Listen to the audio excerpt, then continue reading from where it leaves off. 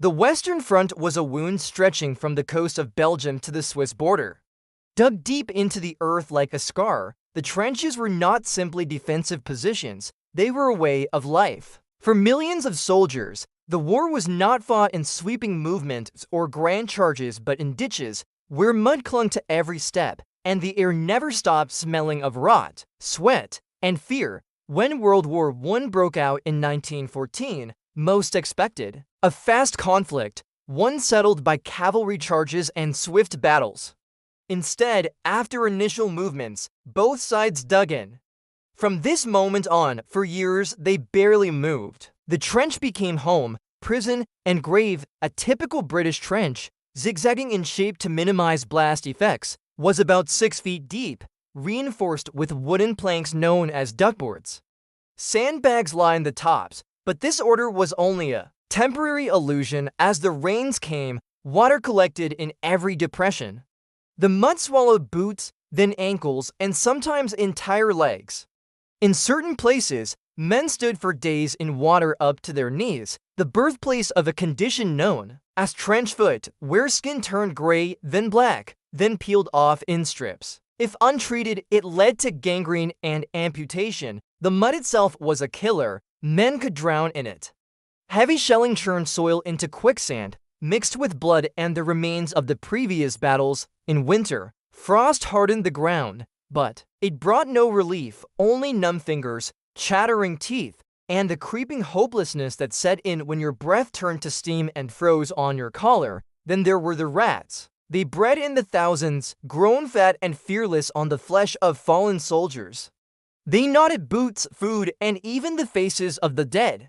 Soldiers often woke to find them crawling across their chests. Some tried to shoot them, others used bayonets, but there were always more. Lice, too, were in ever-present torment. Their bites brought relentless itching and caused trench fever, a disease that laid men low with fevers and pain.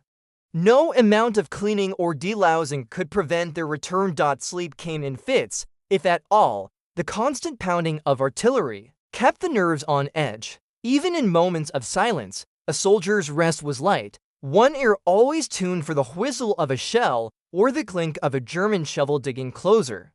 Sleep often came with a rifle in hand, boots still on, slumped against the trench wall. Food was monotonous and often disgusting. Hard biscuits, canned meat known as bully beef, and lukewarm tea were standard. If lucky, a soldier might get jam. When supplies were cut off, men survived on less. Some chewed on candle wax or tried to stretch their rations with water, or stolen vegetables from behind the lines. Cooking was near impossible in the front trenches. Most meals were taken cold. The luxury of a warm stew was a rare joy and usually found miles behind the front. Yet somehow, amid this misery, routines emerged. Latrines were dug, often little more than holes with boards. Soldiers wrote letters home, played cards, and sang songs between bombardments. Mail was a lifeline to the world beyond mud and death. Cigarettes, when available, were traded like gold. Religion returned to many, with soldiers carrying small Bibles, lucky charms, or letters from mothers and wives. The front line hardened the soul but did not destroy it. Fear was a constant companion. The dead were everywhere. Sometimes they lay in no man's land, unburied for weeks or months, their faces visible during patrols at night. Sometimes they were buried just beneath the trench floor, the earth too shallow to fully cover them. In heavy rain, limbs occasionally emerged again.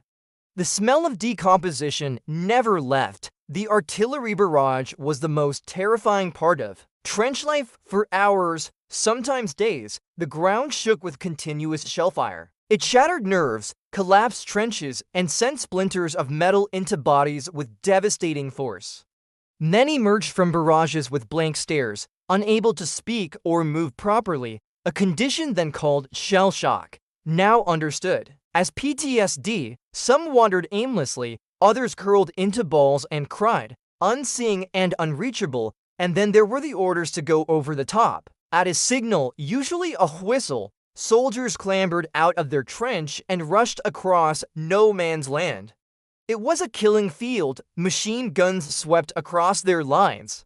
Barbed wire tore at uniforms and skin, artillery bursts lit the sky, many never made it past the first few steps. Those who survived often saw friends dismembered, screaming or lying in silence. Some men prayed for wounds that would take them home. Still, in quiet moments between horror, there were flickers of strange peace.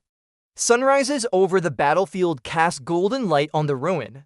Snow fell softly on cratered earth. Birds sometimes returned. In December 1914, in certain parts of the front, German and British troops briefly laid down arms in an unofficial truce. They sang carols, exchanged gifts, and even played football in the frozen mud.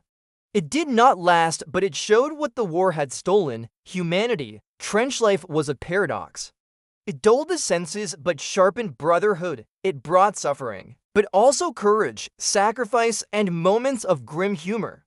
A joke shared under bombardment, a song sung with a trembling voice, or a letter read aloud. These were acts of defiance against a world that seemed bent on destruction. By the time the war ended in 1918, millions had passed through the trenches. Some returned home, changed forever. Others remained, buried under the fields of France and Belgium, beneath the very soil they fought and bled upon. The trenches are silent now.